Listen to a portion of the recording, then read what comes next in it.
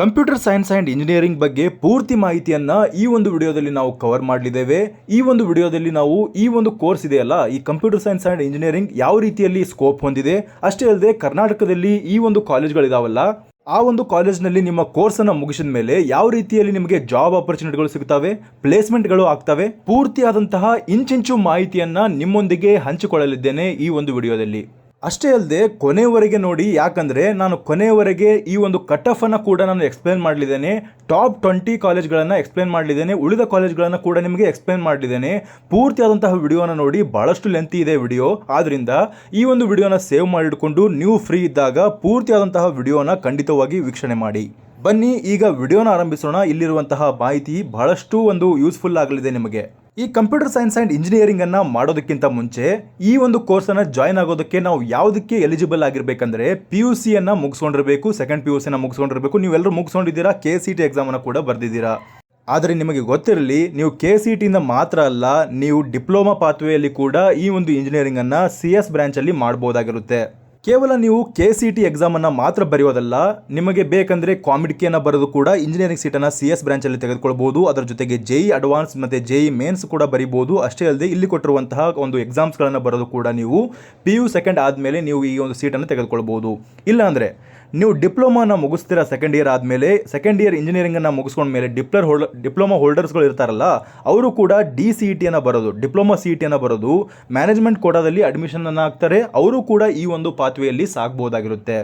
ಮತ್ತು ಇಲ್ಲಿ ನೋಡಿ, ಅಲೈಡ್ ಮತ್ತು ಸಬ್ ಬ್ರಾಂಚಸ್ಗಳು ಈ ಒಂದು CSE ಬ್ರಾಂಚಲ್ಲಿ ಯಾವ್ದಾವ್ದು ಇರ್ತಾವಂದರೆ, ಒಂದೇದು ಇನ್ಫಾರ್ಮೇಟಿವ್ ಸೈನ್ಸ್ ಆ್ಯಂಡ್ ಇಂಜಿನಿಯರಿಂಗ್ ಅಂತ ಬರುತ್ತೆ. ಈಗ ಬಹಳಷ್ಟು ಪ್ರಚಲಿತವಿರುವಂತಹ ಆರ್ಟಿಫಿಷಿಯಲ್ ಇಂಟೆಲಿಜೆನ್ಸ್ ಮತ್ತು AI ಅಂತ ಕರೀತಾರಲ್ಲ, ಮೆಕ್ಯಾನಿಕಲ್ ಲರ್ನಿಂಗ್, ಈ ಒಂದು ಕೋರ್ಸನ್ನು ಕೂಡ ನೀವು ಸೆಲೆಕ್ಟ್ ಮಾಡ್ಬೋದು CS ಬ್ರಾಂಚಲ್ಲಿ. ಎಲ್ಲವೂ ಕೂಡ ಸೇಮ್ ಸಿಲೆಬಸ್ ಇರುತ್ತೆ, ಅದರಲ್ಲಿ ಡಿಫ್ರೆಂಟ್ ಇರೋದಿಲ್ಲ. ಬಟ್ ನೀವು ಸೆಲೆಕ್ಟ್ ಮಾಡುವಂತಹ ಈ ಒಂದು ಸಬ್ ಬ್ರಾಂಚಸ್ಗಳಿದಾವಲ್ಲ, ಇವು ಕೂಡ ಇಂಪಾರ್ಟೆಂಟ್ ಆಗುತ್ತೆ. ಅದ್ರ ಜೊತೆಗೆ ಡಾಟಾ ಸೈನ್ಸ್ ಅಥವಾ ಅನಲಿಟಿಕ್ಸನ್ನು ಕೂಡ ಚೂಸ್ ಮಾಡ್ಬೋದು.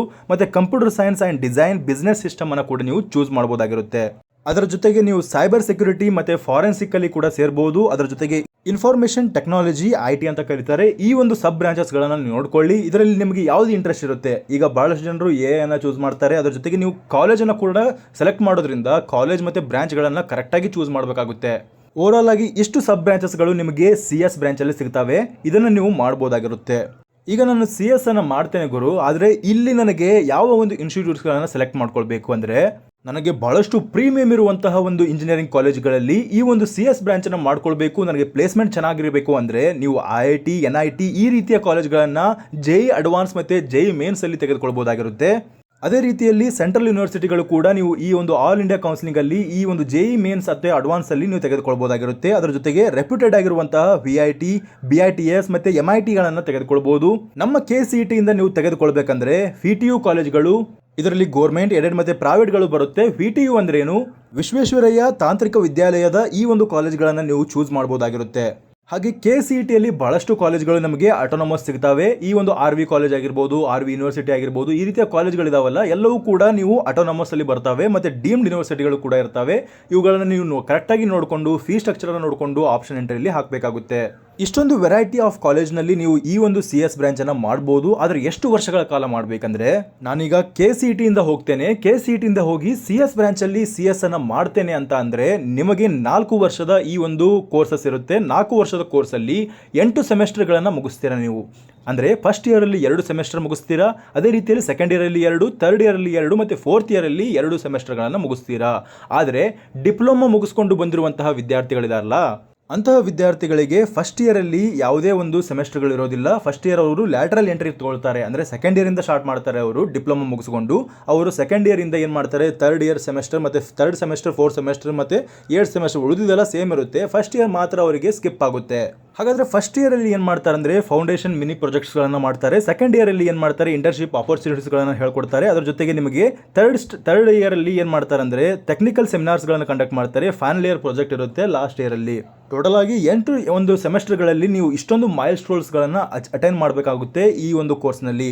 ಹಾಗಾದರೆ ಈ ಒಂದು ಕೋರ್ಸನ್ನು ಮಾಡಬೇಕಾದ್ರೆ ನಾವು ಯಾವ ಒಂದು ಥಿಯರಿ ಸಬ್ಜೆಕ್ಟ್ಸ್ಗಳನ್ನು ಓದಬೇಕಾಗುತ್ತೆ ಅಂದರೆ, ಬಹಳಷ್ಟು ಥಿಯರಿ ಇರುತ್ತೆ. ಇದರಲ್ಲಿ ನೀವು ಮ್ಯಾಥಮೆಟಿಕ್ಸ್ ಮತ್ತು ಬೇಸಿಕ್ C ಪ್ರೋಗ್ರಾಮಿಂಗ್ ಮತ್ತು ಡಿಜಿಟಲ್ ಡಿಸೈನ್ ಮತ್ತು ಆರ್ಗನೈಸೇಷನ್, ಆಪರೇಟಿಂಗ್ ಸಿಸ್ಟಮ್ ಮತ್ತು ಡಾಟಾ ಸ್ಟ್ರಕ್ಚರ್ಗಳ ಬಗ್ಗೆ ಓದ್ತೀರಾ.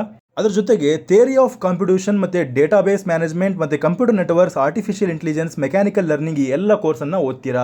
ಹಾಗೆ ನೆಟ್ವರ್ಕಿಂಗ್, ಸೆಕ್ಯೂರಿಟಿ ಮತ್ತು ಕ್ಲೌಡ್ ಮತ್ತು fog computing, big data analytics ಮತ್ತು natural language processing, software engineering ಈ ಎಲ್ಲ ಕೋರ್ಸಸ್ಸನ್ನು ಈ ಒಂದು ಕೋರ್ಸಲ್ಲಿ ನೀವು ಇಷ್ಟೊಂದು ಸಬ್ಜೆಕ್ಟ್ಸ್ಗಳನ್ನು ಥಿಯರಿ ವಿಭಾಗದಲ್ಲಿ ಓದಿದರೆ ಮುಖ್ಯವಾಗಿ ಬೇಕಾಗಿರುವಂಥದ್ದು ಪ್ರಾಕ್ಟಿಕಲ್ ನಾಲೆಡ್ಜ್ ಕೂಡ ಬೇಕಾಗುತ್ತೆ. ನೀವು ಕಂಪ್ಯೂಟರ್ನೊಂದಿಗೆ ನೀವು ಮಾಡುವಂತಹ ಪ್ರಾಕ್ಟಿಕಲ್ ನಾಲೆಡ್ಜ್ ಕೂಡ ಬಹಳಷ್ಟು ಇಂಪಾರ್ಟೆಂಟ್ ಆಗೋದ್ರಿಂದ ಪ್ರಾಕ್ಟಿಕಲ್ಲಿ ಯಾವುದನ್ನು ಓದ್ತೀರಾ ಅಂದರೆ, ಪ್ರಾಕ್ಟಿಕಲಿ ನಾವು ಓದುವಂಥದ್ದು ಲಾಜಿಕ್ ಡಿಸೈನ್ ಲ್ಯಾಬ್ ಮತ್ತು ಮೈಕ್ರೋ ಪ್ರೊಸೆಸರ್ ಲ್ಯಾಬ್ ಅಂತ, ಹಾಗೆ ವೆಬ್ ಟೆಕ್ನಾಲಜಿ ಲ್ಯಾಬ್ ಮತ್ತು ಮಲ್ಟಿಮೀಡಿಯಾ ಕಮ್ಯುನಿಕೇಷನ್ ಲ್ಯಾಬ್ ಈ ರೀತಿಯ ಒಂದು ಲ್ಯಾಬ್ಗಳು ಇರ್ತವೆ. ಈ ಒಂದು ಲ್ಯಾಬಲ್ಲಿ ಕೂಡ ನೀವು ಕಲಿತೀರಾ, ಅದರಲ್ಲಿ ಕೂಡ ನೀವು ಪ್ರಾಕ್ಟಿಕಲ್ನ ನಾಲೆಡ್ಜನ್ನು ಪಡೆದುಕೊಳ್ತೀರಾ. ಓಕೆ, ನಾನೀಗ ಈ ಒಂದು ಕೋರ್ಸನ್ನು ತೆಗೆದುಕೊಂಡೆ, ಕೋರ್ಸನ್ನು ಮುಗಿಸ್ಬಿಟ್ಟೆ. ನಾನು ಮುಗಿಸಿದಾದ್ಮೇಲೆ ನನಗೆ ಯಾವ ಒಂದು ಆಪರ್ಚುನಿಟಿಗಳಿರ್ತವೆ, ನನಗೆ ಇನ್ನೂ ಕಲಿಬೇಕಂತ ಆಸೆ ಇದೆ. ನಾನು ಯಾವುದನ್ನು ಕಲಿಬೋದು ಅಂದರೆ, ನೀವು BA ಕಲ್ತಿರ್ತೀರಲ್ಲ, ಮತ್ತು MTech ಕೂಡ ಮಾಡ್ಬೋದು. ಅದರ ಜೊತೆಗೆ ಮುಂದೆ ಬೇಕಂದರೆ PhD ಕೂಡ ಮಾಡ್ಕೊಳ್ಬೋದು. ಹಾಗೆ ಮುಂದೆ ನಿಮಗೆ ಆಪರ್ಚುನಿಟಿಗಳು ಕೂಡ ಇರ್ತವೆ ಕಲಿಯೋದಕ್ಕೆ. ಇನ್ನೂ ಬೇಕಂದರೆ ನೀವು ಇನ್ನೂ ಡೈರೆಕ್ಟ್ ಡಿಗ್ರಿಯನ್ನು ತೆಗೆದುಕೊಳ್ಬೋದಾಗಿರುತ್ತೆ. ಇಲ್ಲ ನಾನು ಇನ್ನೂ ಸ್ವಲ್ಪ ಜಾಸ್ತಿ ಒಂದು ಏನಾದರೂ ಅಚೀವ್ ಮಾಡಬೇಕಂತ ಅಂದ್ಕೊಂಡ್ರೆ ನೀವು ಆಲ್ಟರ್ನೇಟ್ ಪಾತಲ್ಲಿ ಕೂಡ MS ಡಿಗ್ರಿ ಇನ್ ಫಾರಿನ್ ಮಾಡ್ಬೋದು, ಅಥವಾ ಲೋಕಲ್ ಯೂನಿವರ್ಸಿಟಿ ಡೈರೆಕ್ಟ್ ಅಪ್ಲಿಕೇಶನಿಂದ ನೀವು ಮಾಡ್ಬೋದಾಗಿರುತ್ತೆ. ಇಷ್ಟೆಲ್ಲ ನಿಮಗೆ ಆಪರ್ಚುನಿಟಿಗಳು ಈ ಒಂದು ಕೋರ್ಸ್ ಆದಮೇಲೆ ಇರುತ್ತೆ. ನಾನು ಹೇಳ್ತಾ ಇರೋದು ಜಾಬ್ ಅಲ್ಲ, ನಿಮಗೆ ಇರುವಂತಹ ನೆಕ್ಸ್ಟ್ ಎಜುಕೇಷನ್, ಹೈಯರ್ ಎಜುಕೇಷನ್ ಏನಾದರೂ ಮಾಡ್ತೀವಿ ಅಂದರೆ, ಇದು ಆದಮೇಲೆ CS ಬ್ರಾಂಚ್ನ ಒಂದು ಎಜುಕೇಷನ್ ಆದಮೇಲೆ ನೀವು ಇನ್ನೂ ಹೈಯರ್ ಡಿಗ್ರಿಯನ್ನು ಮಾಡ್ತೇನೆ ಅಂದರೆ ಖಂಡಿತವಾಗಿ ಈ ಒಂದು ಕೋರ್ಸಸ್ಗಳನ್ನು ಸೆಲೆಕ್ಟ್ ಮಾಡ್ಬೋದಾಗಿರುತ್ತೆ. ನಮಗದು ಬೇಡ, ನಮಗೆ ಬೇಕಾಗಿರೋದು ಸ್ಕೋಪ್ ಏನಿದೆಯಪ್ಪ. CS ಬ್ರಾಂಚ್ ಆದಮೇಲೆ ನಮಗೆ ಯಾವ ರೀತಿಯ ಒಂದು ಜಾಬ್ ಸಿಗುತ್ತೆ ಅನ್ನೋದು ನಮಗೆಲ್ಲರಿರುವಂಥ ಡೌಟ್ ಆಗಿದೆ. ಆ ಒಂದು ಡೌಟನ್ನು ಸಾಲ್ವ್ ಮಾಡೋದಕ್ಕೆ ಬರ್ತೇನೆ ನೋಡಿ. ಈ ಒಂದು CS ಅನ್ನು ಮುಗಿಸ್ತೀರಾ, ನಮ್ಗೆ ಇಮಿಡಿಯೇಟ್ಲಿ ಜಾಬ್ ಬೇಕು, ನಮ್ಗೆ ಇಮಿಡಿಯೇಟ್ಲಿ ಈ ಒಂದು ಅಮೌಂಟನ್ನು ಗಳಿಸಬೇಕು ಅಂತ ಅಂದ್ಕೊಂಡ್ರೆ ನಿಮಗೆ 4 ರೀತಿಯ ಬಾಗಿಲುಗಳು ತೆಗೆದುಕೊಳ್ತವೆ. ಒಂದೇದು ಯಾವುದಂದರೆ, ಗೋರ್ಮೆಂಟ್ನಲ್ಲಿ ನಿಮಗೆ ಆಪರ್ಚುನಿಟಿಗಳು ಸಿಗ್ತವೆ. ಅದ್ರ ಜೊತೆಗೆ ನಿಮಗೆ ಬೇಕಂದರೆ IT ಕಂಪನಿಯಲ್ಲಿ ಅಕಾಡೆಮಿಕ್ಸ್ ಮತ್ತು ರಿಸರ್ಚಲ್ಲಿ ನಿಮಗೆ ಆಪರ್ಚುನಿಟಿಗಳು ಸಿಗ್ತವೆ. ಇಲ್ಲಾಂದರೆ ತಮ್ಮದೇ ಆದಂತಹ ಸ್ವಯಂ ಉದ್ಯೋಗದಲ್ಲಿ ಕೂಡ ನೀವು ತೊಡಗಿಸ್ಕೊಳ್ಬೋದಾಗಿರುತ್ತೆ. ಸ್ವಯಂ ಉದ್ಯೋಗ ಅಂದ್ರೆ ಏನು, ಎಂಟರ್ಪ್ರೆನರ್ಶಿಪ್ ಅಂತ ಕರೀತಾರಲ್ಲ. ಅಂದ್ರೆ ಏನು, ಈಗ ಎಕ್ಸಾಂಪಲ್ ಆಗಿ ನಿಮಗೆ ಹೇಳಬೇಕಂದ್ರೆ, ನಿಮ್ಮದೇ ಆಗಿರುವಂತಹ ಓನ್ ಆಗಿರುವಂತಹ ಎಕ್ಸಾಂಪಲ್ ಡ್ರೋನ್ ಅನ್ನು ತೆಗಿಬಹುದು, ಡ್ರೋನ್ ಕಂಪನಿಯನ್ನು ತೆಗಿಬಹುದು, ಈ ರೀತಿಯ ಒಂದು ಕೋರ್ಸಸ್ಗಳನ್ನು ತೆಗಿಬಹುದು. ಅಷ್ಟೇ ಅಲ್ಲದೆ ನಿಮ್ಮದೇ ಆದಂತಹ ಎಂಟರ್ಪ್ರೆನರ್ಶಿಪ್ ಅನ್ನು ನೀವು ನಡೆಸಬಹುದಾಗಿರುತ್ತೆ. ಅದರ ಜೊತೆಗೆ ಗೋರ್ಮೆಂಟ್ ಅಲ್ಲಿ ನಿಮಗೆ ಅವಕಾಶವನ್ನು ತೆಗೆದುಕೊಳ್ಬೇಕಂದ್ರೆ ನೀವು ಗೇಟ್ ಎಕ್ಸಾಮನ್ನು ಕ್ಲಿಯರ್ ಮಾಡ್ಕೊಳ್ಬೇಕಾಗುತ್ತೆ. ಗೇಟ್ ಎಕ್ಸಾಮನ್ನು ಬರೆದ ಮೇಲೆ ನಿಮ್ಮ ಗೇಟ್ನ ಒಂದು ಸ್ಕೋರ್ ಇರುತ್ತಲ್ಲ, ಆ ಒಂದು ಸ್ಕೋರ್ನ ಆಧಾರದ ಮೇಲೆ ನಿಮಗೆ ಆಪರ್ಚುನಿಟಿಗಳನ್ನು ಕೊಡ್ತಾರೆ. ಈ ಒಂದು ಹೈ ಸ್ಟೆಬಿಲಿಟಿ ಇರ್ತದೆ ಈ ಒಂದು ಕೋರ್ಸನ್ನು ನೀವು ಗೌರ್ಮೆಂಟಲ್ಲಿ ನೀವು ಏನಾದರೂ ಆಪರ್ಚುನಿಟಿಗಳನ್ನು ತೆಗೆದುಕೊಂಡ್ರೆ ಖಂಡಿತವಾಗಿ ನಿಮಗೆ ಒಂದು ಸ್ಯಾಲ್ರಿ ಕೂಡ ಚೆನ್ನಾಗಿ ಬರುತ್ತೆ. ಅದರ ಜೊತೆಗೆ ರೆಕ್ರೂಟ್ಮೆಂಟ್ ಬೋರ್ಡ್ಸಿಂದ ನೀವು ಈ ಒಂದು ಕೋರ್ಸನ್ನು ತೆಗೆದುಕೊಳ್ಬೇಕಾಗುತ್ತೆ. ಅದರ ಜೊತೆಗೆ ಗೇಟ್ ಒಂದು ಎಕ್ಸಾಮನ್ನು ಬರೆದು ಕೂಡ ಈ ಒಂದು ಗೌರ್ಮೆಂಟಲ್ಲಿ ಆಪರ್ಚುನಿಟಿಗಳನ್ನು ತೆಗೆದುಕೊಳ್ಬೋದಾಗಿರುತ್ತೆ. ಇಲ್ಲ ಅಂದರೆ ನಾನು ಏನು ಮಾಡ್ತೇನೆ ಅಂದರೆ, IT ಕಂಪ್ನಿಗಳಲ್ಲಿ ವರ್ಕ್ ಮಾಡ್ತೇನೆ ಅಂದರೆ ಓಕೆ, ಅದನ್ನು ಕೂಡ ಮಾಡ್ಬೋದು ರೀ. IT ಕಂಪನಿಯಲ್ಲಿ ಕೂಡ ನೀವು ವರ್ಕ್ ಮಾಡ್ಬೋದು. IT ಕಂಪನಿಯಲ್ಲಿ ಕೂಡ ನೀವು ಗ್ಲೋಬಲ್ ಗ್ರಾಂಟ್ ಹೇರಿಂಗ್ ವಿಯಾ ನೀವು ಏನು ಮಾಡ್ಬೋದು, ಆನ್ ಕ್ಯಾಂಪಸ್ ಅಥವಾ ಆಫ್ ಕ್ಯಾಂಪಸಲ್ಲಿ ನೀವು ಸೆಲೆಕ್ಷನನ್ನು ಆಗ್ಬೋದು. ಎಕ್ಸಾಂಪಲ್ ಆನ್ ಕ್ಯಾಂಪಸ್ ಅಂದ್ರೆ ಏನು, ನಿಮ್ಮ ಕ್ಯಾಂಪಸ್ಗೆ ಬಂದು ಅವರು ಸೆಲೆಕ್ಷನ್ ಮಾಡ್ಕೊಳ್ತಾರೆ. ಆಫ್ ಕ್ಯಾಂಪಸ್ ಅಂದ್ರೆ ಏನು, ನೀವು ಬೇರೆ ಒಂದು ಕ್ಯಾಂಪಸ್ಗಳಿಗೆ ಹೋಗಿ ಅಲ್ಲಿ ಈ ಒಂದು ವೈವಾವನ್ನು ಕೊಟ್ಟು ಇಂಟರ್ವ್ಯೂವನ್ನು ಅಟೆಂಡ್ ಮಾಡಿ ನೀವು ಒಂದು ಸೆಲೆಕ್ಷನ್ ಆಗಬೇಕಾಗುತ್ತೆ. ಸೆಲೆಕ್ಷನ್ ಆದಮೇಲೆ ನೀವು IT ಕಂಪನಿಯಲ್ಲಿ ವರ್ಕ್ ಮಾಡ್ಬೋದಾಗಿರುತ್ತೆ. ಇದು ಆನ್ ಕ್ಯಾಂಪಸ್ ಮತ್ತು ಆಫ್ ಕ್ಯಾಂಪಸ್ನ ಬಗ್ಗೆ ಪೂರ್ತಿ ಮಾಹಿತಿಯನ್ನು ಕೊಡಲಿದ್ದೇನೆ. ಮುಂದೆ ಇನ್ನು ಹೇಳ್ತೇನೆ ಪೂರ್ತಿಯಾಗಿ. ಈಗ ನೀವು ಮೂರನೇ ಆಪರ್ಚುನಿಟಿ ಯಾವುದಂದರೆ, ಅಕಾಡೆಮಿಕ್ಸ್ ಮತ್ತು ರಿಸರ್ಚಲ್ಲಿ ನೀವು ಕೂಡ ಅದನ್ನು ಮುಂದುವರಿಯಬಹುದಾಗಿರುತ್ತೆ. ಏನಪ್ಪ ಅಕಾಡೆಮಿಕ್ ಮತ್ತು ರಿಸರ್ಚ್ ಅಂದರೆ, ನೀವು ಒಂದು ಟಾಪ್ ಇನ್ಸ್ಟಿಟ್ಯೂಟ್ಸ್ಗಳು ಇರ್ತಾವಲ್ಲ, ಅಂಥವುಗಳಲ್ಲಿ ಏನು ಮಾಡ್ಬೋದು ಅಂದರೆ, ನೀವು ಈ ಒಂದು ಡಾಟಾ ಬೇಸನ್ನು ಆ್ಯಪ್ಗಳನ್ನು ಕನ್ಸ್ಟ್ರಕ್ಷನ್ ಮಾಡೋದಾಗಿರ್ಬೋದು, ಅಥವಾ ಈ ರೀತಿಯ ಒಂದು ಏನಾದರೂ ಡೆವಲಪ್ಮೆಂಟ್ಗಳನ್ನು ಮಾಡೋದಾಗಿರ್ಬೋದು. ಅಕಾಡೆಮಿಕಲ್ಲಿ ಮತ್ತು ರಿಸರ್ಚಲ್ಲಿ ಈ ಒಂದು ರೋಬೋಟಿಕ್ಸ್ ಆಗಿರ್ಬೋದು, ಈ ರೀತಿಯ ಒಂದು ಕೋರ್ಸಸ್ಗಳನ್ನು ನೀವು ಕಂಟಿನ್ಯೂ ಮಾಡ್ಬೋದಾಗಿರುತ್ತೆ, ರಿಸರ್ಚನ್ನು ಮಾಡ್ಬೋದಾಗಿರುತ್ತೆ. ನಿಮಗೆ ಟೋಟಲ್ ಆಗಿ ಸಿಗುವಂಥದ್ದು 4 ಆಪರ್ಚುನಿಟಿಗಳು. ಯಾವುದಾದ್ರೂ ನೀವು ಸೆಲೆಕ್ಟ್ ಮಾಡ್ಕೊಳ್ಬೋದಾಗಿರುತ್ತೆ. ನೀವು ಸ್ವಯಂ ಉದ್ಯೋಗವನ್ನು ಚೂಸ್ ಮಾಡ್ಕೊಳ್ಬೋದು, ಇಲ್ಲಾಂದರೆ ಗೌರ್ಮೆಂಟನ್ನು ಚೂಸ್ ಮಾಡ್ಕೊಳ್ಬೋದು, IT ಕಂಪ್ನಿಯನ್ನು ಚೂಸ್ ಮಾಡ್ಕೊಳ್ಬೋದು, ಇಲ್ಲಾಂದರೆ ನೀವು ರಿಸರ್ಚನ್ನು ಕೂಡ ನೀವು ಚೂಸ್ ಮಾಡ್ಕೊಳ್ಬೋದಾಗಿರುತ್ತೆ. ಯಾವ್ಯಾವ ಎಕ್ಸಾಂಪಲ್ ಹೇಳ್ತೇನೆ ಕೇಳಿ. ನೀವು ಬೇಕಂದರೆ ಆಟೋಮೋಟಿವನ್ನು ಮಾಡ್ಬೋದು, ಹೆಲ್ತ್ ಕೇರಲ್ಲಿ ವರ್ಕ್ ಮಾಡ್ಬೋದು, ರೋಬೋಟಿಕ್ಸಲ್ಲಿ ವರ್ಕ್ ಮಾಡ್ಬೋದು, ಟೆಲಿಕಾಮಲ್ಲಿ ವರ್ಕ್ ಮಾಡ್ಬೋದು, ಅಂದರೆ BSNL ವರ್ಕ್ ಮಾಡ್ಬೋದು. ಗೌರ್ಮೆಂಟ್ ಇವೆಲ್ಲ ಹೇಳ್ತಾ ಇರೋದು ನಾನು. ಅಂದರೆ ಬ್ಯಾಂಕಿಂಗಲ್ಲಿ ವರ್ಕ್ ಮಾಡ್ಬೋದು, ಮತ್ತು ಎಲೆಕ್ಟ್ರಾನಿಕ್ಸಲ್ಲಿ ವರ್ಕ್ ಮಾಡ್ಬೋದು, ಡಿಫೆನ್ಸಲ್ಲಿ ವರ್ಕ್ ಮಾಡ್ಬೋದು. ಈ ರೀತಿ ಒಂದು ಇಂಡಸ್ಟ್ರಿ ವರ್ಟಿಕಲ್ ಆಗಿ ನೀವು ಡೈವರ್ಸ್ ಆಗಿರುತ್ತೆ. ಈ ಒಂದು ಕೋರ್ಸ್ ಆದಮೇಲೆ ನಿಮಗೆ ಆಪರ್ಚುನಿಟಿಗಳು, ಈ ಒಂದು ಆಪ್ಷನ್ಗಳನ್ನು ನೀವು ಚೂಸ್ ಮಾಡ್ಬೋದಾಗಿರುತ್ತೆ. ಬಹಳಷ್ಟು ಜನರು ಏನಂತ ತಿಳ್ಕೊಂಡಿರ್ತಾರೆ ಅಂದರೆ, ಮೊದಲಿಗಿರುವಷ್ಟು ವ್ಯಾಲ್ಯೂ ಈಗ ಇಂಜಿನಿಯರಿಂಗಲ್ಲಿ ಇಲ್ಲ ಅಂತ ಅಂದ್ಕೊಂಡಿರ್ತಾರೆ. ಹಾಗೇನಿಲ್ಲ, ಅದು ವಿದ್ಯಾರ್ಥಿಗಳ ಮೇಲೆ ಅವರು ಯಾವ ರೀತಿಯಲ್ಲಿ ಅದನ್ನು ಮುಂದೆ ನೋಡ್ಕೊಂಡು ಹೋಗ್ತಾರೋ, ಅವರು ಈ ಒಂದು ಆಪ್ಷನ್ಸ್ಗಳಲ್ಲಿ ಯಾವುದನ್ನು ಅವರು ಕೆರಿಯರ್ ಆಗಿ ಚೂಸ್ ಮಾಡ್ಕೊಳ್ತಾರೋ ಎಲ್ಲದರ ಮೇಲೂ ಈ ಒಂದು ಆಪ್ಷನ್ಸ್ಗಳು ಮತ್ತು ಅವರ ಕೆರಿಯರ್ ಡಿಪೆಂಡ್ ಆಗೋದು ಎಲ್ಲವೂ ಅವರ ಮೇಲೆ ಡಿಪೆಂಡ್ ಆಗಿರುತ್ತೆ. ಅವರು ಯಾವ ರೀತಿ ಅದನ್ನು ನಡೆಸ್ಕೊಂಡು ಹೋಗ್ತಾರೆ ಅನ್ನೋದ್ರ ಮೇಲೆ ಡಿಪೆಂಡ್ ಆಗಿರುತ್ತೆ. ಈಗ ಒಂದೊಂದಾಗಿ ತಿಳ್ಕೊಂಡು ಹೋಗೋಣ. ಮೊದಲಿಗೆ ನಾವು ಗೋರ್ಮೆಂಟಲ್ಲಿ ಸೆಲೆಕ್ಷನ್ ಆಗಬೇಕು. ನಾನು ಗೋರ್ಮೆಂಟಲ್ಲಿ ಜಾಬ್ ಮಾಡಬೇಕು. ಗೋರ್ಮೆಂಟಲ್ಲಿ ಅಂದರೆ ನನಗೆ ಆರಾಮಾಗಿ ಕುತ್ಕೊಂಡು ನಾವು ಅರ್ನ್ ಮಾಡಬೇಕಂತ ಅಂದ್ಕೊಂಡ್ರೆ ನೀವು ಗೋರ್ಮೆಂಟಲ್ಲಿ ಏನು ಮಾಡಬೇಕು, ಯಾವ ರೀತಿಯಲ್ಲಿ ಹೋಗಬೇಕು ಅಂದರೆ ನೀವು ಗೇಟನ್ನು ಎಕ್ಸಾಮನ್ನು ಬರೀಬೇಕು. ಗೇಟ್ ಎಕ್ಸಾಮನ್ನು ಬರೆದ ಮೇಲೆ ನಿಮ್ಮ ಸ್ಕೋರ್ ಆಧಾರದ ಮೇಲೆ ನಿಮಗೆ ಈ ಒಂದು ಗೋರ್ಮೆಂಟಲ್ಲಿ ಅಪಾಯಿಂಟ್ಮೆಂಟ್ ಆಗುತ್ತೆ. ಹೇಗಿರುತ್ತೆ ಅಂದರೆ ಅದನ್ನು ನೀವು ರಿಟರ್ನ್ ಎಕ್ಸಾಮ್ ಬರೀಬೇಕು, ಇಂಟರ್ವ್ಯೂ ಕೊಡಬೇಕು, ಅದ್ರ ಜೊತೆಗೆ ಮೆರಿಟ್ ಲಿಸ್ಟನ್ನು ಬಿಡ್ತಾರೆ. ಮೆರಿಟ್ ಲಿಸ್ಟ್ ಆಧಾರದ ಮೇಲೆ ನಿಮಗೆ ಅಪಾಯಿಂಟ್ಮೆಂಟ್ ಆಗುತ್ತೆ. ಇದರಲ್ಲಿ ಯಾವ ಒಂದು ಕೆಲಸವನ್ನು ಮಾಡಬೇಕಂದ್ರೆ ಜೂನಿಯರ್ ಅಥವಾ ಸೀನಿಯರ್ ಇಂಜಿನಿಯರಿಂಗ್ ಆಗ್ತೀರಾ, ಸೂಪರ್ವೈಸರ್ ಆಗ್ತೀರಾ, ಅಸಿಸ್ಟೆಂಟ್ ಇಂಜಿನಿಯರಿಂಗ್ ಆಗ್ತೀರಾ, ಡೈರೆಕ್ಟರ್ ಆಗ್ತೀರಾ, DC ಆಗ್ತೀರಾ, SP ಆಗ್ತೀರಾ ಮತ್ತು DYSP ಆಗ್ತೀರಾ. ಈ ಒಂದು ಡೆಸಿಗ್ನೇಷನ್ಗಳನ್ನು ನೀವು ತೆಗೆದುಕೊಂಡು ಈ ಒಂದು ಕೋರ್ಸನ್ನು ಮುಗಿಸ್ಬೋದು. ಇದರ ಜೊತೆಗೆ ನೀವು ಒಂದು ಜಾಬನ್ನು ಮಾಡ್ಬೋದಾಗಿರುತ್ತೆ. ಎಕ್ಸಾಂಪಲ್ನ ಕೊಡ್ತೇನೆ ನೋಡಿ. ಇಲ್ಲಿ ಒಂದು DRDO JRF ಅನ್ನುವಂತಹ ಒಂದು ನೀವು ಈ ಒಂದು ಫೀಲ್ಡ್ಗೆ ಎಂಟ್ರಿ ಕೊಡಬೇಕಂದ್ರೆ ನೀವು ಗೇಟನ್ನು ಬರೀಬೇಕಾಗುತ್ತೆ. ಗೇಟ್ ಆಧಾರದ ಮೇಲೆ ಮತ್ತು ನಿಮ್ಮ ಒಂದು B ಮತ್ತು B.Tech ಆಧಾರದ ಮೇಲೆ ಈ ಒಂದು ಸ್ಕೋರ್ನ ಆಧಾರದ ಮೇಲೆ ಎಂಟ್ರಿ ಇರುತ್ತೆ. ಅದರ ಜೊತೆಗೆ ನೀವು ಕೋಡಿಂಗ್ ಇನ್ C+ ಮಾಡ್ಬೋದು, ಪೈಥಾನ್ ಮಾಡ್ಬೋದು ಮತ್ತು HMI ಅಲ್ಲಿ ನೀವು ಈ ಒಂದು ಕೋರ್ಸನ್ನು ಮುಗಿಸ್ಬೋದು, ಈ ಒಂದು ಜಾಬನ್ನು ಮಾಡ್ಬೋದಾಗಿರುತ್ತೆ. ಇನ್ನೊಂದು ಎಕ್ಸಾಂಪಲ್ನ ಕೊಡ್ತೀನಿ ನೋಡಿ. ಪೊಲೀಸ್ ಡಿಪಾರ್ಟ್ಮೆಂಟಲ್ಲಿ ನೀವು ಕೆಲಸ ಮಾಡಬೇಕು, ಟೆಕ್ನಿಷಿಯನ್ ಆಗಿ ಕೆಲಸ ಮಾಡಬೇಕಂದ್ರೆ ನೀವು ಏನು ಮಾಡಬೇಕು, ಸೈಬರ್ ಸೆಕ್ಯೂರಿಟಿ ಅಥವಾ ಡಿಜಿಟಲ್ ಫಾರೆನ್ಸಿಕ್ ಅನಾಲಿಟಿಕ್ ಆಗಿ ವರ್ಕ್ ಮಾಡ್ಬೋದು. ನಿಮಗೆ ಪೇ ಔಟ್ ಕೂಡ ಚೆನ್ನಾಗಿರುತ್ತೆ. ಫಸ್ಟಿಗೆ ಸ್ಟಾರ್ಟಿಂಗಲ್ಲಿ ಹೇಳ್ತಾ ಇರೋದು ನಾನು, ಸ್ಟಾರ್ಟಿಂಗಲ್ಲಿ 40,000 ಹಿಡ್ಕೊಂಡು 1,40,000 ತನಕ ಬರ್ಬೋದು.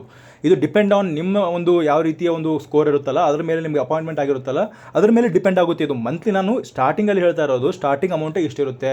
ಇದು ಬರ್ತಾ ನಿಮ್ಮದು ಒಂದು ಪ್ರೋಗ್ರೆಸ್ ಆಗ್ತಾ ಹೋದಂಗೆ ಈ ಅಮೌಂಟ್ ಕೂಡ ಜಾಸ್ತಿ ಹಾಕ್ಕೊಂಡು ಹೋಗುತ್ತೆ. ಜಸ್ಟ್ ಎಕ್ಸಾಂಪಲ್ ಕೊಡ್ತಾ ಇರೋದು ನಾನು. ಈ ರೀತಿಯ ಆಪರ್ಚುನಿಟಿಗಳು ಕೂಡ ಗೋರ್ಮೆಂಟಲ್ಲಿ ಇರ್ತವೆ. ಗೋರ್ಮೆಂಟಲ್ಲಿ ನಿಮಗೆ ದುಡ್ಡು ಆರಾಮಾಗಿ ಬರುತ್ತೆ. ಇಲ್ಲ ನನಗೆ ಇನ್ನೂ ಸ್ವಲ್ಪ ಜಾಸ್ತಿ ಅಮೌಂಟನ್ನು, ಇಲ್ಲ ಇನ್ನೂ ಸ್ವಲ್ಪ ಜಾಸ್ತಿ ಜಾಬನ್ನು, ಜಾಸ್ತಿ ಇರುವಂತಹ ಸ್ಯಾಲ್ರಿ ಇರುವಂತಹ ಜಾಬನ್ನು ಸೆಲೆಕ್ಷನ್ ಮಾಡ್ತೇನೆ ಅಂದರೆ ನೀವು IT ಕಂಪ್ನಿಗಳಲ್ಲಿ ವರ್ಕ್ ಮಾಡ್ಬೋದು. ಖಂಡಿತವಾಗಿ ಅಲ್ಲಿ ಪ್ಯಾಕೇಜ್ಗಳು ಕೂಡ ಡಿಪೆಂಡ್ ಆಗುತ್ತೆ. ಕೆಲವೊಬ್ಬರ ಪ್ಯಾಕೇಜ್ ಯಾವ ರೀತಿಯಲ್ಲಿ ಇರುತ್ತೆ ಅಂದರೆ ಅಪ್ರಾಕ್ಸಿಮೇಟ್ಲಿ 90 lakh ತನಕ ಇರುತ್ತೆ, ಕೆಲವೊಬ್ಬರದು 60 lakh ತನಕ ಇರುತ್ತೆ. ಅದು ಡಿಪೆಂಡ್ ಆಗುತ್ತೆ ನೀವು ಯಾವ ರೀತಿಯ ಒಂದು ಕಂಪ್ನಿಯಲ್ಲಿ ಈ ಒಂದು ಜಾಬನ್ನು ಮಾಡ್ತಾ ಇದ್ದೀರಿ ಅನ್ನೋದರ ಮೇಲೆ ಕೂಡ ಡಿಪೆಂಡ್ ಆಗುತ್ತೆ. ನೀವು ಸ್ಟಾರ್ಟಿಂಗಲ್ಲೇ ಒಂದು 20, 12 ಈ ರೀತಿಯ ಒಂದು ಪ್ಯಾಕೇಜ್ಗಳನ್ನು ನೋಡ್ಕೊಳ್ಬೋದು. ಅದರ ಜೊತೆಗೆ ಬರ್ತಾ ನೀವು ಈ ಒಂದು ಎಕ್ಸ್ಪೀರಿಯನ್ಸ್ ಆದಮೇಲೆ ನೀವು ಜಾಸ್ತಿ ಅಮೌಂಟ್ ಇರುವಂಥ ಕಂಪ್ನಿಯಲ್ಲಿ ಸೆಲೆಕ್ಷನ್ ಮಾಡ್ಕೊಳ್ಬೋದಾಗಿರುತ್ತೆ. ನಾನು ಹೇಳಿದ್ನಲ್ಲ, IT ಸೆಕ್ಟರಲ್ಲಿ ಸೆಲೆಕ್ಷನ್ ಹೇಗಿರುತ್ತೆ ಅಂದರೆ, ಒಂದನೇದು ಆನ್ ಕ್ಯಾಂಪಸ್ ಅಂತ ಕರೀತಾರೆ. ಆನ್ ಕ್ಯಾಂಪಸ್ ಅಂದ್ರೆ ಏನು, ಫ್ರೆಷರ್ಸ್ಗಳನ್ನು ಸೆಲೆಕ್ಷನ್ ಮಾಡ್ಕೊಳ್ಳೋದು. ಎಕ್ಸಾಂಪಲ್ ಆಗಿ ನಾನು ಹೇಳ್ತೇನೆ, RV ಕಾಲೇಜಲ್ಲಿ ಕಲಿತಾರೆ. RV ಕಾಲೇಜಲ್ಲಿ ಮುಗಿದ ಮೇಲೆ RV ಕ್ಯಾಂಪಸ್ಸಲ್ಲೇ ಬಂದು ಈ ಒಂದು ಕಂಪ್ನಿಗಳು ಬಂದು ಫ್ರೆಷರ್ಸನ್ನು ಸೆಲೆಕ್ಟ್ ಮಾಡ್ಕೊಳ್ಳುತ್ತೆ. ಸೆಲೆಕ್ಟ್ ಮಾಡಿಕೊಂಡು ನಿಮಗೆ ಇಷ್ಟು ಒಂದು ವಾರ್ಷಿಕ ಸ್ಯಾಲ್ರಿಯನ್ನು ಕೊಡ್ತೇವೆ ಅಂತ ಸೆಲೆಕ್ಷನ್ ಮಾಡ್ಕೊಳ್ತಿರುತ್ತಲ್ಲ, ಇದು ಆನ್ ಕ್ಯಾಂಪಸ್ ಸೆಲೆಕ್ಷನ್ ಅಂತ ಕರೀತಾರೆ. ಆಫ್ ಕ್ಯಾಂಪಸ್ ಅಂದ್ರೆ ಏನು, ಈಗ ನೀವು ಫ್ರೆಷರ್ಸ್ ಮುಗಿಸ್ಕೊಂಡು ಸ್ವಲ್ಪ ಒಂದು ಎಕ್ಸ್ಪೀರಿಯನ್ಸ್ ಆಗಿರುತ್ತೆ ನಿಮಗೆ. ಅವಾಗ ಏನು ಮಾಡ್ತೀರಾ ಅಂದರೆ ಬೇರೆ ಬೇರೆ ಕಂಪ್ನಿಗಳಲ್ಲಿ ಹೋಗಿ ನೀವು ಕೇಳ್ತೀರಾ, ಆಪರ್ಚುನಿಟಿಗಳು ಕೇಳಿ ಅಲ್ಲಿ ಒಂದು ಇಂಟರ್ವ್ಯೂಗಳನ್ನು ಕೊಡಬೇಕಾಗುತ್ತೆ. ಬಟ್ ನೀವು ಆನ್ ಕ್ಯಾಂಪಸ್ಸಲ್ಲಿ ಮಾಡಬೇಕಂದ್ರೆ ಇಂಟರ್ವ್ಯೂಗಳನ್ನು ಕೊಡುವಂಥ ನೆಸಸರಿ ಇರೋದಿಲ್ಲ. ಬಟ್ ಆಫ್ ಕ್ಯಾಂಪಸ್ಸಲ್ಲಿ ಏನು ಮಾಡಬೇಕು, ನೀವು ಕಂಟಿನ್ಯೂ ಆಗಿ 2 ರಿಂದ 3 ರೌಂಡ್ಗಳ ಹಾಗೆ ನೀವು ಈ ಒಂದು ಇಂಟರ್ವ್ಯೂಗಳನ್ನು ಕೊಡಬೇಕಾಗುತ್ತೆ. ಹಾಗಾಗಿ ಯಾವ ರೀತಿಯಲ್ಲಿ ನಡೆಯುತ್ತೆ ಅಂದರೆ, ಅಮೆಜಾನಲ್ಲಿ ನೀವು ಲೀಡ್ ಡೆವಲಪರ್ ಆಗಿ ವರ್ಕ್ ಮಾಡ್ಬೋದು. 5 to 10 years ಎಕ್ಸ್ಪೀರಿಯನ್ಸ್ ಇರಬೇಕು. ಅದೇ ರೀತಿಯಲ್ಲಿ ಮೈಕ್ರೋಸಾಫ್ಟಲ್ಲಿ ನೀವು ಸಾಫ್ಟ್ವೇರ್ ಇಂಜಿನಿಯರಿಂಗ್ ಆಗಿ ವರ್ಕ್ ಮಾಡ್ಬೋದು. 2 to 5 years ಎಕ್ಸ್ಪೀರಿಯನ್ಸ್ ಇರಬೇಕು. ಮತ್ತು ಒರಾಕಲಲ್ಲಿ ನೀವು ಎಕ್ಸ್ಪೀರಿಯನ್ಸ್ ಇದ್ದರೆ ಒರಾಕಲ್ ಕೂಡ ಮಾಡ್ಬೋದು. 5 to 6 years ನಿಮಗೆ ಎಕ್ಸ್ಪೀರಿಯನ್ಸ್ ಇದ್ದರೆ ಈ ರೀತಿಯ ಆಪರ್ಚುನಿಟಿಗಳು ಕೂಡ ಇರ್ತವೆ. ಕೇಸ್ ಸ್ಟಡೀಸ್ಗಳನ್ನು ಡಿಸ್ಕಸ್ ಮಾಡೋದಕ್ಕೆ ನೀವು ಬೇಕಂದರೆ ರಿಸರ್ಚನ್ನು ಕೂಡ ಮಾಡ್ಬೋದು. ಈ ಒಂದು ರಿಸರ್ಚ್ ಮತ್ತು ಪೆಡಾಲಜಿಯನ್ನು ಮಾಡ್ಬೋದು. Final merit list based on ನೀವು ರಿಸರ್ಚನ್ನು ಮಾಡಿದ ಮೇಲೆ ನೀವು ಈ ಒಂದು ಜಾಬನ್ನು ಕೂಡ ಮಾಡ್ಬೋದಾಗಿರುತ್ತೆ. ನೀವು ಟಾರ್ಗೆಟ್ ಸೆಂಟರ್ಗಳನ್ನು ಕೂಡ ಚೂಸ್ ಮಾಡ್ಕೊಳ್ಬೋದು. IIT, NIT ಮತ್ತು RV ಯೂನಿವರ್ಸಿಟಿ, ರೇವಾ ಈ ರೀತಿಯ ಒಂದು ಇನ್ಸ್ಟಿಟ್ಯೂಟ್ಗಳನ್ನು ನೀವು ಸೆಲೆಕ್ಟ್ ಮಾಡಿಕೊಂಡು ನಿಮ್ಮ ಒಂದು ರಿಸರ್ಚನ್ನು ಮಾಡ್ಬೋದಾಗಿರುತ್ತೆ. ನನಗೆ ಒಂದು ಟೀಚಿಂಗಲ್ಲಿ ಫ್ಯಾಕಲ್ಟಿಯಾಗಿ ಆಪರ್ಚುನಿಟಿಗಳು ಕೂಡ ಇದ್ದಾವೆ. IIT ರೋಪುರದಲ್ಲಿ ಮತ್ತು IIT ಕಾನ್ಪುರದಲ್ಲಿ ಮತ್ತು RV ಯೂನಿವರ್ಸಿಟಿಗಳಲ್ಲಿ ನೀವು ಏನಾದರೂ ಈ ಒಂದು ಫೀಲ್ಡಲ್ಲಿ ವರ್ಕ್ ಮಾಡ್ತೇವೆ ಅಂತಂದರೆ ನೀವು ಖಂಡಿತವಾಗಿ ಫ್ಯಾಕಲ್ಟಿ ಪೊಸಿಷನಲ್ಲಿ ನೀವು ವರ್ಕ್ ಮಾಡ್ಬೋದಾಗಿರುತ್ತೆ. ನಮ್ಮದೇ ಆದಂಥ ಸ್ಟಾರ್ಟಪ್ಪನ್ನು ಸ್ಟಾರ್ಟ್ ಮಾಡ್ತೇವೆ ಅಂದರೆ ಎಂಟರ್ಪ್ರಿನರ್ಶಿಪ್ಪನ್ನು ನೀವು ಮಾಡ್ಬೋದು. ಖಂಡಿತವಾಗಿ ಗೋರ್ಮೆಂಟ್ನ ಒಂದು ಫೈನಾನ್ಷಿಯಲ್ ಸಪೋರ್ಟ್ ಮತ್ತು ಇನ್ಫ್ರಾಸ್ಟ್ರಕ್ಚರ್ ಮತ್ತು ಈ ಒಂದು ಸಪೋರ್ಟನ್ನು ಕೂಡ ನೀವು ತೆಗೆದುಕೊಳ್ಬೋದಾಗಿರುತ್ತೆ ಇಂಡಿಯನ್ ಸ್ಕೀಮ್ ಪ್ರಕಾರ. ಕೊನೆಯದಾಗಿ ಎಲ್ಲರೂ ಕೇಳುವಂಥದ್ದು ಸ್ಯಾಲ್ರಿಯನ್ನು ಕೇಳ್ತಾರೆ. ಸ್ಯಾಲ್ರಿಯನ್ನು ಕಂಪೇರ್ ಮಾಡೋದಾದರೆ ನೀವು ಜಾಸ್ತಿ ಅಮೌಂಟನ್ನು ಗಳಿಸಬಹುದಾಗಿದ್ದು ಎಲ್ಲಿ ಅಂದರೆ IT ಕಂಪ್ನಿಗಳಲ್ಲಿ ಜಾಸ್ತಿ ಅಮೌಂಟನ್ನು ನೀವು ಎಕ್ಸ್ಪೆಕ್ಟ್ ಮಾಡ್ಬೋದು. ಅದರಿಂದನೇ IT ಕಂಪ್ನಿಯನ್ನು ಜಾಸ್ತಿಯನ್ನು ಸೆಲೆಕ್ಷನ್ ಮಾಡ್ಕೊಳ್ತಾರೆ. ಗೋರ್ಮೆಂಟಲ್ಲಿ ಕೂಡ ನೀವು ಒಂದು ಫಿಕ್ಸ್ಡ್ ಅಮೌಂಟನ್ನು ಗಳಿಸ್ಬೋದಾಗಿರುತ್ತೆ. ಗೋರ್ಮೆಂಟಲ್ಲಿ ನಿಮಗೆ ಯಾವುದೇ ಒಂದು ರಿಸ್ಕ್ ಇರೋದಿಲ್ಲ. ನೀವು ಆರಾಮಾಗಿ ಈ ಒಂದು ಅಮೌಂಟನ್ನು ಗಳಿಸ್ಬೋದು. 1 ಲಕ್ಷದವರೆಗೆ 2 ಲಕ್ಷದವರೆಗೂ ಕೂಡ ನೀವು ಗೋರ್ಮೆಂಟಲ್ಲಿ ನೀವು ಜಾಬನ್ನು ಮಾಡೋದಾದರೆ 2 ಲಕ್ಷದವರೆಗೂ ಖಂಡಿತವಾಗಿ ನೀವು ಗಳಿಸ್ಬೋದಾಗಿರುತ್ತೆ. ಮತ್ತು ರಿಸರ್ಚ್ ಮತ್ತು ಅಕಾಡೆಮಿಕಲ್ಲಿ ನೀವು ವರ್ಕ್ ಮಾಡ್ತೇವೆ ಅಂದರೆ 1 ಲಕ್ಷ 1.5 ಲಕ್ಷ ತನಕ ಗಳಿಸ್ಬೋದು. ಅದರ ಜೊತೆಗೆ ಎಂಟರ್ಪ್ರಿನರ್ಶಿಪ್ಪನ್ನು ಮಾಡ್ತೀವಿ ಅಂದರೆ ನೀವು ಮಾಡುವಂತಹ ಒಂದು ಸ್ಟಾರ್ಟಪ್ ಮತ್ತು ಎಂಟರ್ಪ್ರಿನರ್ಶಿಪ್ ಮೇಲೆ ಡಿಪೆಂಡ್ ಆಗಿರುತ್ತೆ ಎಷ್ಟು ಅಮೌಂಟನ್ನು ಗಳಿಸ್ಬೋದಾಗಿಂತ. ನೋಡಿ, ಇಷ್ಟೆಲ್ಲ ಮಾಹಿತಿಯನ್ನು ನೀಡಿದ್ದೇನೆ. ಕೊನೆಯದಾಗಿ ಹೇಳಿಬಿಡ್ತೇನೆ, CS ಬ್ರ್ಯಾಂಚಲ್ಲಿ ಸ್ಕೋಪ್ ಇದೆಯೋ ಇಲ್ವೋ ಅಂತ. ನನಗೆ ಅನಿಸೋ ಮಟ್ಟಿಗೆ ಸ್ಕೋಪ್ ಚೆನ್ನಾಗೇ ಇದೆ. ಈ ಒಂದು ಕೋರ್ಸ್ನಲ್ಲಿ ನೀವು ಮಾಡೋದಾದರೆ ಖಂಡಿತವಾಗಿ ಮಾಡ್ಬೋದಾಗಿರುತ್ತೆ. ಯಾಕಂದರೆ ಈ ಒಂದು ಬ್ರ್ಯಾಂಚ್ ಇದೆಯಲ್ಲ, ಸಿ ಎಸ್ ಬ್ರ್ಯಾಂಚ್ ಇದೆಯಲ್ಲ, ಇದು ಖಂಡಿತವಾಗಿ ವರ್ಷದಿಂದ ವರ್ಷಕ್ಕೆ ಡೆವಲಪ್ಮೆಂಟ್ ಆಗ್ತಾನೆ ಹೋಗ್ತಾ ಇದೆ. ಇದರಲ್ಲಿ ಎ ಐ ಟೆಕ್ನಾಲಜಿ ಕೂಡ ಬರ್ತಾ ಇದೆ. ಅದರ ಜೊತೆಗೆ ಎ ಐ ಟೆಕ್ನಾಲಜಿ ಬರ್ತಾ ಇರೋದ್ರಿಂದ ಈ ಒಂದು ಟೆಕ್ನಾಲಜಿಯಲ್ಲಿ ಡೆವಲಪ್ಮೆಂಟ್ ಆಗ್ತಾ ಇದೆ. ಡೆವಲಪ್ಮೆಂಟ್ ಆಗೋದ್ರಿಂದ ಈ ಒಂದು ಕೋರ್ಸ್ನ ಬೆಲೆ ವರ್ಷದಿಂದ ವರ್ಷಕ್ಕೆ ಜಾಸ್ತಿ ಆಗ್ತಾನೆ ಹೋಗ್ತಾ ಇದೆ. ಮತ್ತು ಇಂಡಿಯನ್ ಗೌರ್ಮೆಂಟ್ ಕೂಡ ಈ ಒಂದು ಬ್ರ್ಯಾಂಚ್ಗೆ ಸಪೋರ್ಟ್ ಮಾಡ್ತಾ ಇದೆ, ಫೈನಾನ್ಷಿಯಲಿ ಸಪೋರ್ಟ್ ಮಾಡ್ತಾ ಇದೆ, ಟೆಕ್ನಾಲಜಿಕಲಿ ಈ ಒಂದು ಡೆವಲಪ್ ಮಾಡೋದಕ್ಕೆ ಭಾಳಷ್ಟು ಹರಸಾಹಸ ಪಡ್ತಾ ಇದೆ. ಈ ಒಂದು ಕೋರ್ಸನ್ನು ನೀವು ಖಂಡಿತವಾಗಿ ಸೆಲೆಕ್ಷನ್ ಮಾಡ್ಬೋದು ನಿಮಗೆ ಇಷ್ಟ ಇದ್ದರೆ. ಇಲ್ಲಿಯ ತನಕ ಈ ಒಂದು ಕೋರ್ಸನ್ನು ತೆಗೆದುಕೊಳ್ಳೋದಕ್ಕೆ ಯಾವ ರೀತಿಯಲ್ಲಿ ನೀವು ಹೋಗಬೇಕು, ಎಂಟ್ರಿ ಆಗಬೇಕು, ಅಡ್ಮಿಷನ್ ಮಾಡ್ಕೊಳ್ಬೇಕು, ಎಲ್ಲ ಒಂದು ಪ್ರೊಸೀಜರ್ಗಳನ್ನು ಹೇಳಿದ್ದೇನೆ. ಯಾವ ರೀತಿಯ ಜಾಬ್ ಆಪರ್ಚುನಿಟಿಗಳಿದ್ದಾವೆ, ಇನ್ಕಮ್ ಎಷ್ಟು, ಎಲ್ಲವನ್ನು ಹೇಳಿದ್ದೇನೆ. ಈಗ ಕಟ್ ಆಫ್ ಬಗ್ಗೆ ಮಾಹಿತಿಯನ್ನು ಕೊಡ್ತೇನೆ. KCETಯಲ್ಲಿ ಎಷ್ಟು ಕಟ್ ಆಫ್ ಇದ್ದರೆ ನಿಮಗೆ ಈ ಒಂದು ಕಾಲೇಜ್ಗಳು ಸಿಗುತ್ತವೆ ಎಂಬುದನ್ನು ಈಗ ನಿಮಗೆ ವಿವರಿಸಲಿದ್ದೇನೆ. ಈ ಒಂದು ವಿಡಿಯೋದಲ್ಲಿ CS ವಿಭಾಗದಲ್ಲಿ ನೀವು KCETಯಲ್ಲಿ ಪಾರ್ಟಿಸಿಪೇಟ್ ಮಾಡಿಕೊಂಡು ಒಂದು ಸೀಟನ್ನು ತೆಗೆದುಕೊಳ್ತೀನಿ ಅಂದರೆ ಈ ಒಂದು ಪ್ರಿಯಾರಿಟಿ ಆರ್ಡರನ್ನು ಅಥವಾ ಈ ಒಂದು ಕಟ್ ಆಫನ್ನು ನೀವು ಖಂಡಿತವಾಗಿ ತಿಳ್ಕೊಳ್ಬೇಕಾಗುತ್ತೆ. ಯಾವ ಕಾಲೇಜ್ ಚೆನ್ನಾಗಿದೆ, ಯಾವ ಕಾಲೇಜಲ್ಲಿ CS ಮಾಡಿದರೆ ನಿಮಗೆ ಚೆನ್ನಾಗಿರುವಂತಹ ಸ್ಕೋಪ್ ಇರುತ್ತೆ, ಎಲ್ಲವನ್ನ ಈ ಒಂದು ವಿಡಿಯೋದಲ್ಲಿ ನಾನು ಹೇಳಲಿದ್ದೇನೆ. ಯಾವ ಒಂದು ಕಾಲೇಜಿನಲ್ಲಿ ಕಟ್ ಆಫ್ ಭಾಳಷ್ಟು ಕಡಿಮೆ ನಿಂತುಕೊಳ್ಳುತ್ತೆ, ಕಟ್ ಆಫ್ ಎಷ್ಟು ಮಾರ್ಕ್ಸ್ ಇದ್ದರೆ ನೀವು CS ಬ್ರಾಂಚ್ ತೆಗೆದುಕೊಳ್ಬೋದು, ಎಲ್ಲ ಮಾಹಿತಿಯನ್ನು ಈ ಒಂದು ವಿಡಿಯೋದಲ್ಲಿ ನಾನು ಪೂರ್ತಿಯಾಗಿ ವಿವರಿಸಲಿದ್ದೇನೆ. ಆದ್ದರಿಂದ ವಿಡಿಯೋನ ಕೊನೆವರೆಗೆ ನೋಡಿ. ಅಷ್ಟೇ ಅಲ್ಲದೆ ಈ ಒಂದು ವಿಡಿಯೋನ ಯಾರಿಗಾದರೂ ಶೇರ್ ಮಾಡಿ. ಯಾಕಂದರೆ ಸೇವ್ ಮಾಡಿ ಇಟ್ಕೊಳ್ಳಿ ಅಥವಾ ನೀವು ಶೇರ್ ಮಾಡಿ ಇಟ್ಕೊಂಡ್ರೆ ಇದು ನಿಮಗೆ ಕೌನ್ಸಿಲಿಂಗ್ ಟೈಮಲ್ಲಿ ಬಹಳಷ್ಟು ಉಪಯೋಗವಾಗಲಿದೆ, ಆಪ್ಷನ್ ಎಂಟ್ರಿ ಟೈಮಲ್ಲಿ. ಆದ್ದರಿಂದ ನೀವೇನು ಮಾಡಿ ಅಂದರೆ ಈ ಒಂದು ವಿಡಿಯೋನ ಸ್ಕ್ರೀನ್ಶಾಟ್ ಆದರೂ ತೆಗೆದುಕೊಂಡು ಇಟ್ಕೊಳ್ಳಿ ಅಥವಾ ಸೇವ್ ಮಾಡಿ ಇಟ್ಕೊಳ್ಳಿ, ಅಥವಾ ನಿಮಗೆ ಯಾರಾದರೂ ಫ್ರೆಂಡ್ಸ್ ಇದ್ದರೆ ಅವ್ರ ಹತ್ರ ಶೇರ್ ಮಾಡಿ ಇಟ್ಕೊಳ್ಳಿ. ಆವಾಗ ನೀವು ಬೇಕಂದಾಗ ಆ ಒಂದು ವಿಡಿಯೋ ಸಿಗುತ್ತೆ. ಬನ್ನಿ ಈಗ ವಿಡಿಯೋನ ಆರಂಭಿಸೋಣ. ಮೊದಲಿಗೆ ನಮ್ಮ ಲಿಸ್ಟಲ್ಲಿ, ಎಲ್ಲರ ಒಂದು ಲಿಸ್ಟಲ್ಲಿ ಇರುವಂತಹ ಕಾಲೇಜ್ ಯಾವುದಂದರೆ RV ಕಾಲೇಜ್. ಈ ಒಂದು ಕಾಲೇಜನ್ನು ಎಲ್ಲರೂ ತಮ್ಮ ಆಪ್ಷನ್ ಎಂಟ್ರಿಯಲ್ಲಿ ಇಟ್ಟೇ ಇರ್ತಾರೆ. ನಾನು ಇಲ್ಲಿ ಪೂರ್ತಿ ಒಂದು ಹೆಸರನ್ನು ಕೊಟ್ಟಿದ್ದೇನೆ, ಆದ್ದರಿಂದ ಕನ್ಫ್ಯೂಸ್ ಆಗಬಾರ್ದು ನಿಮಗೆ. RV ಯೂನಿವರ್ಸಿಟಿ ಅಂತ ಕೂಡ ಒಂದಿದೆ, RV ಕಾಲೇಜ್ ಅಂತ ಕೂಡ ಇದೆ. ಆದ್ದರಿಂದ ಅಡ್ರೆಸ್ಸನ್ನು ಸಮೇತ ನೀವು ಪೂರ್ತಿಯಾಗಿ ನೋಡ್ಕೊಳ್ಳಿ. ಈ ಒಂದು ಕಾಲೇಜಿನ ಕಟ್ ಆಫ್ ಕೇವಲ 499 ಆಗಿತ್ತು. ಆದ್ದರಿಂದ ಈ ಒಂದು ಕಾಲೇಜಿನ ಡಿಮ್ಯಾಂಡನ್ನು ನೀವು ಅರ್ಥ ಮಾಡ್ಕೊಳ್ಳಿ. ನಾನು ಹೇಳ್ತಾ ಇರುವಂಥ cut off general category cut of ಆಗಿರುತ್ತೆ. ಅಷ್ಟೇ ಅಲ್ಲದೆ ಇದು 3ನೇ ರೌಂಡ್ ಅಂದರೆ ಸೆಕೆಂಡ್ ಎಕ್ಸ್ಟೆಂಡೆಡ್ ರೌಂಡಲ್ಲಿ ಇಷ್ಟೊಂದು ಕಡಿಮೆ ಕಟ್ ಆಫ್ ನಿಂತ್ಕೊಂಡಿತ್ತು. ಈ ಒಂದು ಕಾಲೇಜ್ನಲ್ಲಿ ಇದೆಯಲ್ಲ, ಈ ಒಂದು ಕಾಲೇಜ್ನಲ್ಲಿ ಡಿಮ್ಯಾಂಡ್ ಇರೋದ್ರಿಂದ ಈ ಒಂದು ಕಾಲೇಜ್ನಲ್ಲಿ CS ಬ್ರಾಂಚನ್ನು ತೆಗೆದುಕೊಳ್ಬೇಕಂದ್ರೆ ಬಹಳಷ್ಟು ಡಿಮ್ಯಾಂಡ್ ಇದೆ. ಈ ಒಂದು ಕಾಲೇಜ್ನಲ್ಲಿ ನೀವು CS ಬ್ರಾಂಚನ್ನು ತೆಗೆದುಕೊಂಡ್ರೆ ಅಷ್ಟೇ ಅಲ್ಲದೆ ನಿಮಗೆ ಮುಂದೆ ಪ್ಲೇಸ್ಮೆಂಟ್ಗಳು ಕೂಡ ಚೆನ್ನಾಗಿರುತ್ತೆ. ಆದ್ದರಿಂದ ಈ ಒಂದು ಕಾಲೇಜನ್ನು ಫಸ್ಟ್ ಪ್ರಿಯಾರಿಟಿಯಲ್ಲಿ ಇಟ್ಕೊಳ್ಳಿ. ನಿಮಗೆ ಕಾಲೇಜ್ ಸಿಗಲಿ ಬಿಡಲಿ, ಆದರೆ ನಿಮ್ಮ ಒಂದು ಪ್ರಿಯಾರಿಟಿ ಲಿಸ್ಟಲ್ಲಿ ಈ ಒಂದು ಕಾಲೇಜನ್ನು ನೀವು ಯಾವಾಗಲೂ ಫಸ್ಟ್ ಪ್ರಿಯಾರಿಟಿ ಇಟ್ಟಿರ್ತೀರಾ.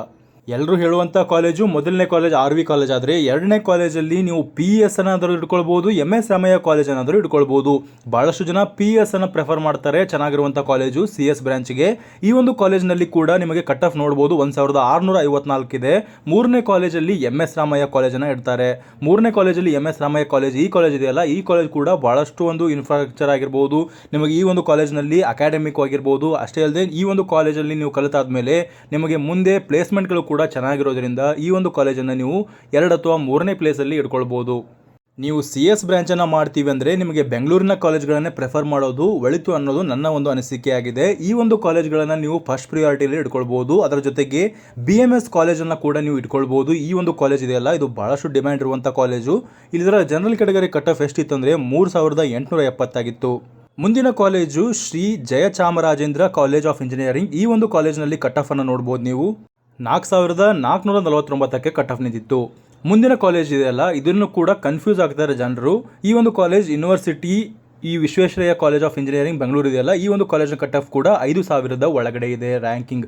ಆದ್ದರಿಂದ ನಿಮ್ಮ ರ್ಯಾಂಕಿಂಗ್ ಏನಾದರೂ ಇಂಜಿನಿಯರಿಂಗ್ ರ್ಯಾಂಕಿಂಗಲ್ಲಿ 5000 ಒಳಗಡೆ ಇದ್ದರೆ ಈ ಒಂದು ಟಾಪ್ 5 ಕಾಲೇಜ್ಗಳಿದಾವಲ್ಲ, ಈ ಒಂದು ಕಾಲೇಜಿನಲ್ಲಿ ನೀವು CS ಬ್ರಾಂಚನ್ನು ಖಂಡಿತವಾಗಿ ಚೂಸ್ ಮಾಡ್ಬೋದಾಗಿರುತ್ತೆ.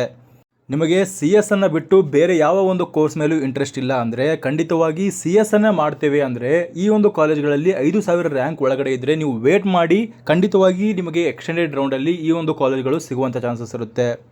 ಮುಂದಿನ college PES college, electrical city ಕ್ಯಾಂಪಸಲ್ಲಿ ಬರುವಂತಹ ಈ ಒಂದು ಕಾಲೇಜ್ನಲ್ಲಿ 6056ಕ್ಕೆ ಕಟ್ ಆಫ್ ನಿಂತಿದೆ. JSS ಕಾಲೇಜ್ ಮೈಸೂರಿನಲ್ಲಿ ಕೂಡ 6390ಕ್ಕೆ ಎಕ್ಸ್ಟೆಂಡೆಡ್ ರೌಂಡಲ್ಲಿ ಕಟ್ ಆಫ್ ನಿಂತಿದೆ. ದಯಾನಂದ್ ಸಾಗರ್ ಕಾಲೇಜ್ ಕೂಡ ಚೆನ್ನಾಗಿರುವಂಥ ಕಾಲೇಜು. ಈ ಎಲ್ಲ ಕಾಲೇಜ್ಗಳು ಟಾಪ್ 10 ಕಾಲೇಜ್ಗಳನ್ನು ನೀವು ಖಂಡಿತವಾಗಿ ಪ್ರೆಫರ್ ಮಾಡ್ಬೋದಾಗಿರುತ್ತೆ. ಈ ಒಂದು ಕಾಲೇಜ್ನ ಕಟ್ ಆಫ್ ಕೂಡ 6584ಕ್ಕೆ ಕಟ್ ಆಫ್ ನಿಂತಿತ್ತು. ಮುಂಬರುವ college Bengaluru institute of technology. ಈ ಒಂದು ಕಾಲೇಜಿನಲ್ಲಿ 8157ಕ್ಕೆ ಕಟ್ ಆಫ್ ನಿಂತಿದೆ. RV ಯೂನಿವರ್ಸಿಟಿ ಕಾಲೇಜಿನಲ್ಲಿ 9773ಕ್ಕೆ ಕಟ್ ಆಫ್ ನಿಂತಿದೆ. ಸಿದ್ಧಗಂಗಾ ಕಾಲೇಜು ತುಮಕೂರು, ಈ ಒಂದು ಕಾಲೇಜಿನಲ್ಲಿ 9809ಕ್ಕೆ ಕಟ್ ಆಫ್ ನಿಂತಿತ್ತು. KLE ಟೆಕ್ನಾಲಜಿ ಯೂನಿವರ್ಸಿಟಿ ಈ ಒಂದು ಕಾಲೇಜ್ ಹುಬ್ಬಳ್ಳಿಯಲ್ಲಿ ಬರ್ತದಲ್ಲ, ಈ ಒಂದು ಕಾಲೇಜ್ನಲ್ಲಿ ಕೂಡ 10,000ವರೆಗೆ ಕಟ್ ಆಫ್ ನಿಂತಿತ್ತು. ನೋಡಿ, ನಿಮ್ಮ ರ್ಯಾಂಕಿಂಗ್ ಏನಾದರೂ 10,000ವರೆಗೆ ಬರ್ತಾ ಇದ್ರೆ ಖಂಡಿತವಾಗಿ ಈ ಒಂದು 10 ಕಾಲೇಜಸ್ಗಳನ್ನು ನೀವು ಪ್ರೆಫರ್ ಮಾಡ್ಬೋದು. ಈ ಒಂದು ಕಾಲೇಜ್ನಲ್ಲಿ ನೀವು CS ಬ್ರಾಂಚನ್ನು ಮುಗಿಸ್ಕೊಂಡ್ರೆ ಖಂಡಿತವಾಗಿ ಚೆನ್ನಾಗಿರುವಂತಹ ಒಂದು ಕಂಪನಿಯಲ್ಲಿ ನಿಮಗೆ ಪ್ಲೇಸ್ಮೆಂಟ್ ಕೂಡ ಸಿಗುತ್ತೆ. ಮುಂಬರುವಂತಹ ಕಾಲೇಜು KLE ಐತೀಗ ಈಗ national institute of technology engineering ಈ ಒಂದು ಕಾಲೇಜ್ ಇದು ಮೈಸೂರಿನಲ್ಲಿದೆ. ಈ ಒಂದು ಕಾಲೇಜ್ನ ಕಟ್ ಆಫ್ ಕೂಡ 10,948ಕ್ಕೆ ಕಟ್ ಆಫ್ ನಿಂತಿದೆ. ಅದೇ ರೀತಿಯಲ್ಲಿ RV institute of technology and management, ಆದ್ದರಿಂದ ಹೇಳ್ತಾ ಇರೋದು ನಾನು, RV ಕಾಲೇಜ್ಗಳು ಬೆಂಗಳೂರಿನಲ್ಲಿ 3 ಇದ್ದಾವೆ. ಒಂದು ಯೂನಿವರ್ಸಿಟಿ ಇದೆ, ಒಂದು RV college of technology and management ಇದೆ. ಆದ್ದರಿಂದ ಭಾಳಷ್ಟು ವಿಡಿಯೋಗಳಲ್ಲಿ ನಾನು ನೋಡಿದ್ದೇನೆ, ಬಹಳ ಜನರು ಏನು ಮಾಡ್ತಾರೆ ಅಂದರೆ ಕಾಲೇಜಿನ ಹೆಸರನ್ನು ಪೂರ್ತಿಯಾಗಿ ನಿಮಗೆ ಮೆನ್ಷನ್ ಮಾಡೋದಿಲ್ಲ. ನೀವು ಆಪ್ಷನ್ ಎಂಟ್ರಿಯಲ್ಲಿ ಮಾಡುವಾಗ ಕನ್ಫ್ಯೂಸ್ ಆಗಿಬಿಡ್ತೀರಾ, ಕನ್ಫ್ಯೂಸ್ ಆಗಿ ಈ ಒಂದು ಕಾಲೇಜನ್ನು ಪ್ರಿಫರೆನ್ಸ್ ಕೊಟ್ಬಿಡ್ತೀರಾ. ಆದ್ದರಿಂದ ಹೇಳ್ತಾ ಇರೋದು, ಕರೆಕ್ಟಾಗಿ ನೀವು ಈ ಒಂದು ಕಾಲೇಜ್ನ ಅಡ್ರೆಸ್ಸನ್ನು ನೋಡ್ಕೊಳ್ಳಿ, ಕಾಲೇಜ್ ಎಲ್ಲಿದೆ, ಆ ಒಂದು ಕಾಲೇಜ್ ಯಾವ ರೀತಿಯಲ್ಲಿದೆ ಎಲ್ಲವನ್ನು ನೋಡಿಕೊಂಡು ಅದರ ಕಟ್ ಆಫ್ ಎಷ್ಟಿತ್ತು ಲಾಸ್ಟ್ ಇಯರು ಎಲ್ಲ ಮಾಹಿತಿಯನ್ನು ನೀವು ಒಂದು ಸಂಗ್ರಹಿಸಿ ಈ ಒಂದು ಆಪ್ಷನ್ ಎಂಟ್ರಿಯನ್ನು ಮಾಡಬೇಕಾಗುತ್ತೆ. ಅದೇ ರೀತಿಯಲ್ಲಿ BNS ಕಾಲೇಜನ್ನು ನೀವು ಪ್ರೆಫರ್ ಮಾಡ್ಬೋದು. BMS ಕಾಲೇಜ್ ಕೂಡ 2 ಇದ್ದಾವೆ, ಯಲಹಂಕದಲ್ಲಿ ಒಂದು ಇದೆ, ಆ ಒಂದು ಕಾಲೇಜನ್ನು ನೀವು ಕೂಡ ಪ್ರೆಫರ್ ಮಾಡ್ಬೋದು. RNS ಕಾಲೇಜು ಬೆಂಗಳೂರಿನ ಈ ಒಂದು ಕಾಲೇಜ್ನ ಕಟ್ ಆಫ್ ಕೂಡ 14,842ಕ್ಕೆ ಕಟ್ ಆಫ್ ನಿಂತಿದೆ.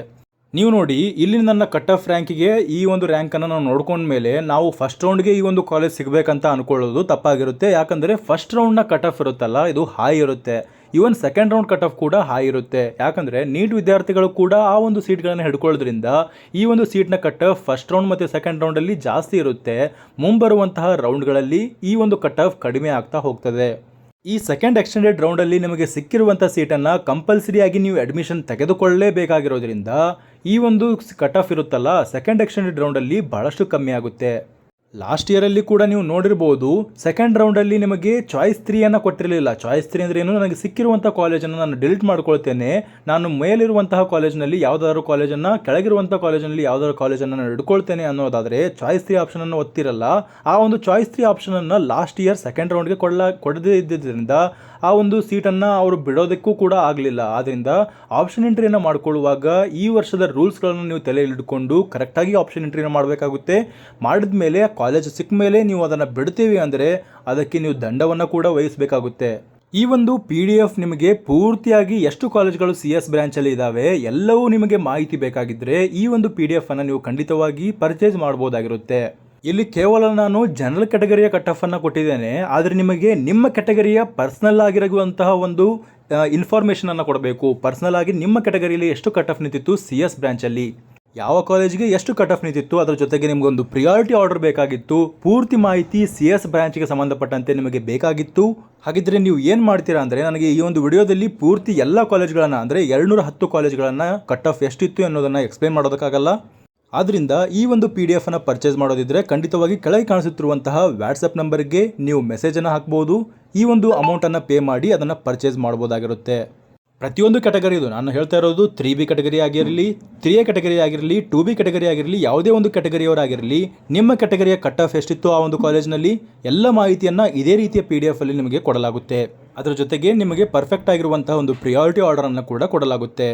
ಇದಿಷ್ಟಾಗಿತ್ತು ಈವರೆಗಿನ ಮಾಹಿತಿ. ಈ ಮಾಹಿತಿ ನಿಮಗೆ ಇಷ್ಟವಾಗಿದ್ದರೆ ಚಾನಲ್ನ ಸಬ್ಸ್ಕ್ರೈಬ್ ಮಾಡಿಕೊಳ್ಳಿ, ಹಾಗೆ ನಿಮ್ಮ ಫ್ರೆಂಡ್ಸ್ಗಳಿಗೂ ಈ ವಿಷಯವನ್ನು ಶೇರ್ ಮಾಡಿ. ಧನ್ಯವಾದಗಳು.